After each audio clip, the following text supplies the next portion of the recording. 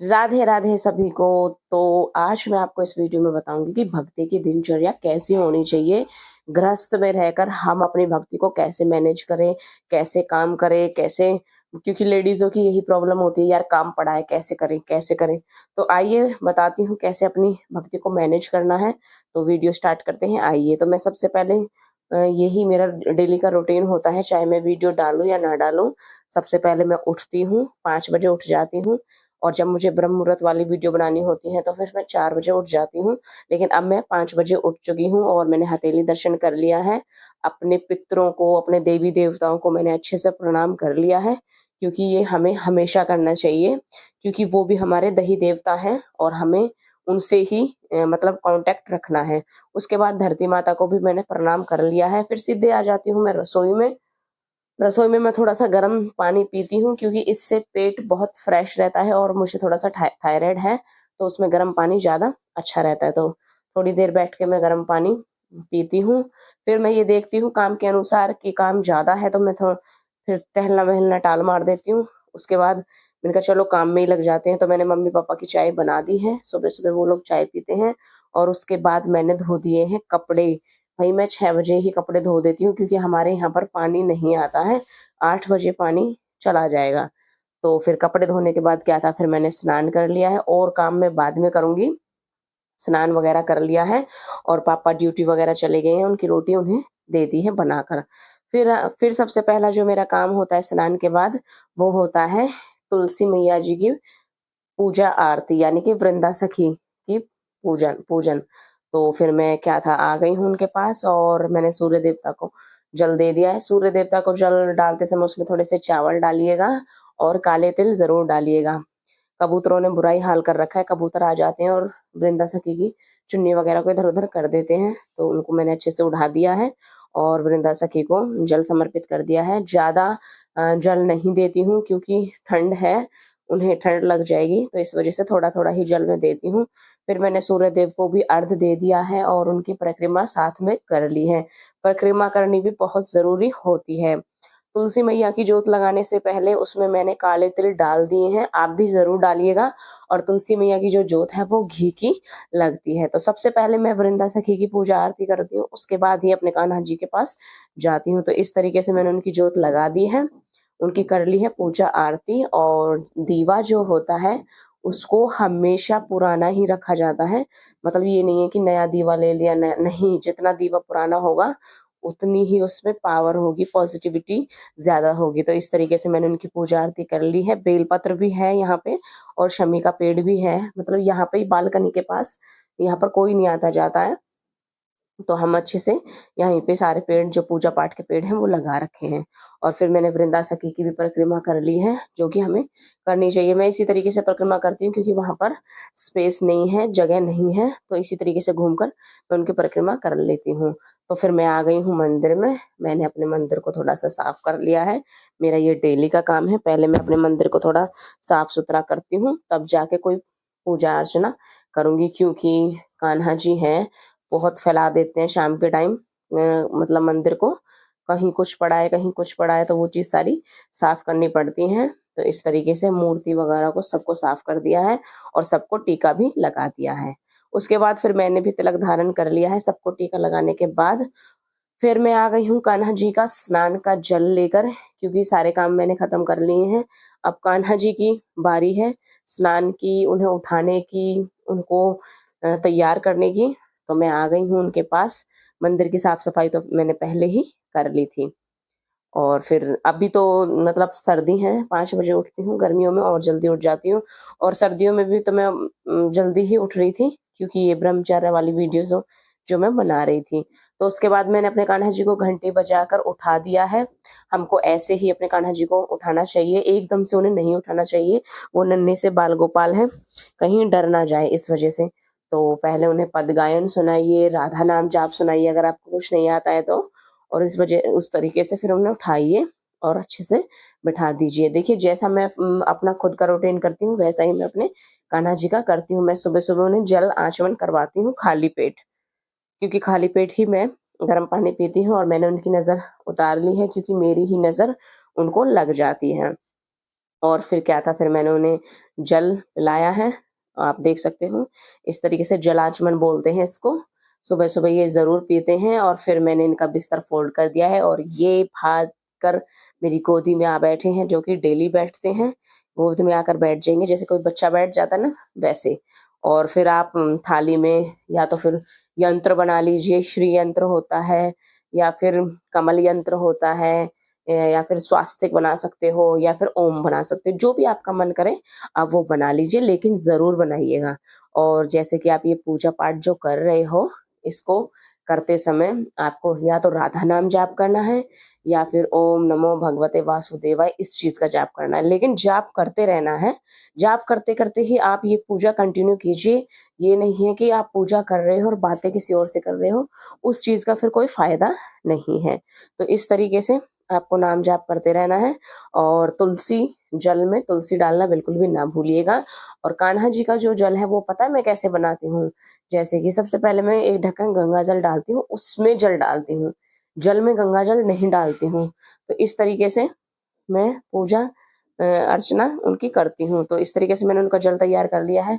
मैं पहले ही एक्स्ट्रा गर्म जल लेकर आती हूँ, क्योंकि जैसे कि अब बैठाए हैं, मैंने उनको उठाया है, जलाचमन करवाया है, थोड़ी देर वो मेरे पास बैठे रहते हैं, तो कहीं जल ठंडा ना हो जाए।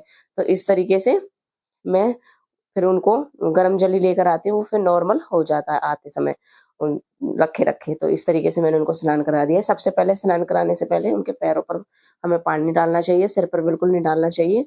और फिर उन्हें अच्छे से स्नान कराना चाहिए। साथ में है शालिग्राम भगवान, उनको भी मैंने साथ में स्नान करा दिया है। तीनों को एक साथ स्नान कराती हूँ। तो इस तरीके से स्नान मैंने उनको करा दिया है। अब उनको मतलब तैयार करने की बारी है। सबसे पहले छोटे वाले माधव को लेंगे। वो इसीलिए लेंगे क्योंकि वो बहुत सीधे साधे से हैं, वो फटाफट से लत्ते पहन लेते हैं, उन्हें कोई प्रॉब्लम नहीं होती। अगर मान लो ज्यादा श्रृंगार करने की उनकी कोई जरूरत नहीं है, क्योंकि उनको ये चीज नहीं है कि मेरा श्रृंगार ही करो, वो बहुत ज्यादा सीधे साधे हैं। तो देखिए अब वो फटाफट तैयार हो गए हैं। और जो थोड़े से नटखट हैं वो है मेरे कान्हा। उन्हें जल्दी से ड्रेस पसंद नहीं आएगी और उन्हें भर भर के श्रृंगार करना है। मतलब कान्हा जी थोड़े से नटखट हैं, पहनने में थोड़ी दिक्कत करते हैं। उन्हें अच्छा अच्छा पहनने के लिए चाहिए, अच्छा अच्छा श्रृंगार करने के लिए चाहिए। तो इस वजह से, क्योंकि मुझे लगता है ना कि ये भी पहना दो, वो भी पहना दो, वो भी पहना दो, तो वो मुझे इसीलिए लगता है क्योंकि वो चीज उसका भाव आता है मेरे अंदर। तो इस वजह से मुझे पता है इनका, ये इतने ज्यादा चुलबुले हैं। फिर मैंने इनको अच्छे से पोंछ कर सॉफ्ट तौलिए से और इनको अच्छे से कपड़े पहना दिए हैं। बिल्कुल प्यार से, बहुत प्यार से बात करनी पड़ती है, बहुत प्यार से राधा नाम जाप करना पड़ता है, तब जाकर खुश होते हैं ये सुबह सुबह, क्योंकि इनका उठने का बिल्कुल भी मूड नहीं होता है। तो फिर मैंने उनके कपड़ों को अच्छे से पहना दिया है। ज्यादा कपड़े ना पहनाएं, क्योंकि आपको तो पता है ठंड अब कम हो गई है, तो ज्यादा भर के कपड़े पहनाओगे तो देखो हमें भी गर्मी लगती है, तो इन्हें भी गर्मी लगती होगी। तो थोड़ा नॉर्मल ही कपड़े पहनाए, मतलब स्वेटर वगैरह तो पहनाए, जैसे कि कोई इनर भी पहना रहा है, फिर उसको ऊपर एक और स्वेटर, फिर उसको ऊपर एक और स्वेटर, इतने ज्यादा कपड़े ना पहनाए। फिर मैंने इनको मोतियों की माला पहना दी है। और ये ब्रजंती माला है, आप ब्रजंती माला भी बना सकते हो, तुलसी माला भी बना सकते हो, दोनों का एक ही रूप है। तो इस तरीके से मैंने उनको टोपी वगैरह उड़ा दी है, क्योंकि स्नान किया है, कभी ठंड ना लग जाए। तो इस तरीके से मैंने उनको तैयार कर दिया है अच्छे से, और उन्हें बिल्कुल बिठा दिया है तैयार वगैरह करके। और शालिग्राम भगवान को भी बिठा दिया है। ये है दो जोत, एक है पितरों के नाम की और एक है कान्हा जी के नाम की। दो जोत मैं लगाती हूँ। देखो मैं अपने पितरों की जोत हमेशा लगाती हूँ। जोत लगाने के बाद मैंने उनसे प्रार्थना की है, उनसे बोला है कि आप मेरी जोत को स्वीकार कीजिए, आपके नाम की जोत मैंने लगाई है। और एक बात मैं आपसे बोलना चाहूंगी कि बहुत लोग मुझसे बोलते हैं कमेंट करके, उल्टे हाथ से जोत लगा रही हो, उल्टे हाथ से भोग लगा रही हो। भाई मैं एक्चुअली मैं लेफ्टी हूँ, मैं भूल जाती हूँ सबसे मेन प्रॉब्लम ये है कि मैं भूल जाती हूँ, और फिर मैं उल्टे हाथ से ही मतलब जोत लगा देती हूँ, भोग लगा देती हूँ। यार उसके लिए प्लीज क्षमा कीजिएगा, क्या करो, लेफ्टी हूँ, वही चीज कंटिन्यू हो जाती है गलती से। और फिर जोत लगाते लगाते ही मैं माला जाप कर लेती हूँ। देखो पहले मैं भगवान की पूजा आरती सारी चीज कंप्लीट करके उसके बाद ही कुछ करती हूँ, क्योंकि बार बार अब क्या ही करना, एक ही बार में मैं सारी चीज को कर लेती हूँ। वहीं पर मैं भगवत है जो उनका अध्ययन कर लेती हूँ, भगवत पाठ का। और माला जाप भी कर लेती हूँ, चाहे मुझे 2 करनी हो, 3 करनी हो, जितनी भी मैं करती हूँ, उतनी मैं माला जाप कर लेती हूँ और फिर इनकी पूजा आरती कर लेती हूँ, क्योंकि ज्योत पर भगवान विराजमान रहते हैं, तो उसी टाइम पर हमें सारी चीज़ें करनी चाहिए। अगर आपके पास टाइम नहीं है, तो आप बाद में भी कर सकते हो, ऐसा कुछ नहीं है। भगवान भाव देखते हैं, प्रेम देखते हैं भगत का, ये नहीं है कि रूटीन के साथ वो किया जाए, लेकिन ये मेरा रूटीन है। क्योंकि मुझे टेंशन ही नहीं होती है काम काम वाम करने की, मैं बाद में आराम से कर लूंगी, काम का कुछ नहीं है, काम साथ नहीं जाएगा भाई, भगवान साथ जाएंगे। तो सबसे पहले मैं इनको अच्छे से तैयार कर देती हूँ और पूजा पाठ कर लेती हूँ, जो भी मुझे अपना करना होता है। जैसे कि विष्णु सहस्त्र नाम का पाठ कर लेती हूँ, विष्णु अष्टकम का पाठ करती हूँ, जो भी मुझे करना होता है। फिर मैं सारी चीज करने के बाद उन्हें दूध पिलाती हूँ। दामोदर अष्टकम का भी पाठ मैं करती हूँ, जैसे वीरवार को, एकादशी को। और फिर मैंने जैसे कि अब तैयार वगैरह कर दिए, पूजा पाठ कर ली है, तो भूखने लग जाती हैं, तो कुछ भी थोड़ा बहुत खाने के लिए मैं दे देती हूँ। ये नहीं है कि थाली भर के पहले ही भोजन ला दो सुबह सुबह, भाई इतना नहीं खाया जाता किसी से। थोड़ा बहुत जो भी तुमने नाश्ते के लिए बनाया है, वो भी कान्हा जी को समर्पित कीजिए। फिर मैंने भी बैठकर चाय पी ली, क्योंकि मुझसे चाय के बिना रहा नहीं जाता है। और प्रेमानंद की, महाराज जी की जो वीडियो चलती रहती हैं, वो तो हमेशा चलती रहती हैं, वो सुनी मैंने थोड़ी देर, और फिर मैंने अपने घर का सारा काम खत्म कर लिया। अब कान्हा जी की टेंशन फ्री, मतलब मुझे टेंशन नहीं है कि वो उठे नहीं है, वो नहाए नहीं है, उन्होंने खाया नहीं है, उन्होंने पिया नहीं है, तो वो चीज़ सारी खत्म। अब मैं आराम से अपना बैठ कर काम करती हूँ, चाहे वो काम मेरा 10 बजे खत्म हो, चाहे वो 11 बजे खत्म हो, उस चीज़ की कोई नहीं है। फिर मैं बनाती हूँ अपने कान्हा जी का भोग अलग से, सारी रसोई साफ करके। पहले मैं पापा का भोग बना देती हूँ, क्योंकि पापा जाते हैं ड्यूटी और फिर उन्हें लंच चाहिए, तो पहले उनका बना देती हूँ। और वैसे भी उनका मैं प्याज वाला वाला खाना बनाती हूँ, क्योंकि वो बिना प्याज के खाना नहीं खाते हैं। तो पहले उनका बना बनू के फिर रसोई साफ कर करा के अच्छे से, फिर मैं अपना और अपने कान्हा जी का इस तरीके से अलग भोग बनाती हूँ। तो मैंने ये आलू की सब्जी और मटर की सब्जी बना दी है, जो कि मेरे कान्हा जी को अति प्रिय है। और फिर गरम गरम रोटी। तो इस तरीके से मैं अपने कान्हा जी का भोग बनाती हूँ। एंड में देखो, मुझे बहुत टाइम लग जाता है, मैं सच्ची बताऊं, 11:30 बजे तक तो मेरा ये झाड़ू पोछा बर्तन सब निपटता है। फिर मैं कान्हा जी के भोग में लग जाती हूँ। फिर उसके बाद मैं बर्तन वर्तन धोने में लग जाती हूँ। फिर मुझे वीडियो एडिट करनी पड़ती है। बहुत बिजी लाइफ है मेरी, बहुत ज्यादा बिजी। लेकिन कोई नहीं, भगवान जैसे हमसे सेवा करवाएं वैसे ही ठीक है।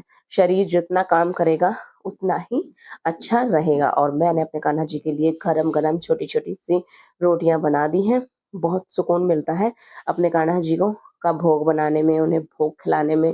भाई, वो हमारे पास सेवा के लिए आए हैं, तो हमें उनकी सेवा करनी है। क्या पता हम कौन से पाप अपने काट रहे हैं। तो ये जो दिनचर्या है, ये मेरी डेली की होती है। इसी तरीके से मैं डेली अपनी भक्ति को मैनेज करती हूँ। और जैसे कि मैं अब भोग लगा रही हूँ, तो जैसे कि दूध है, लस्सी है, ये लस्सी है। और जो खाना खाने के बाद मीठा खिलाते हैं, या तो फिर आप बर्फी खिला दीजिए, लड्डू खिला दीजिए, जो भी आपके पास हो। कुछ भी ना हो तो आप मिश्री, तुलसी पत्र डाल के मिश्री खिला दीजिए, लेकिन खाना खाने के बाद उन्हें मीठा जरूर खिलाइए। और फिर आधे घंटे बाद उन्हें जल पिलाइए। ये जरूर करना है आपको खाना खिलाने के बाद। ये मेरे कान्हा जी का खाने का टाइम है, 11:30 बजे, क्योंकि तभी मेरा काम खत्म होता है, तभी भोग बनता है। इस तरीके से मैंने उनसे प्रार्थना की है और भोग उनको खिला दिया है। उसके बाद फिर मैं मम्मी को देती हूँ, क्योंकि भाई बड़े बुजुर्ग हैं, वो भी भगवान के समान हैं। तो उनको फिर खाना देने के बाद मैं आ गई हूँ अपने कान्हा जी के पास, रोज डे सेलिब्रेट करने के लिए। भाई मेरे लिए तो मेरे कान्हा जी ही सब कुछ है, तो मैंने अपने कान्हा जी को ही रोज दे दिया है। हैप्पी रोज डे मेरे कान्हा जी। तो इस तरीके से मैं अपने रूटीन को कंटिन्यू करती हूँ। तो आप भी मुझे बताइए, आपको मेरा जो भक्ति का रूटीन है वो कैसा लगा है। अगर वीडियो थोड़ी बहुत भी आपको अच्छी लगे, तो प्लीज लाइक कर दीजिएगा, चैनल को सब्सक्राइब कर लीजिएगा। श्री राधे।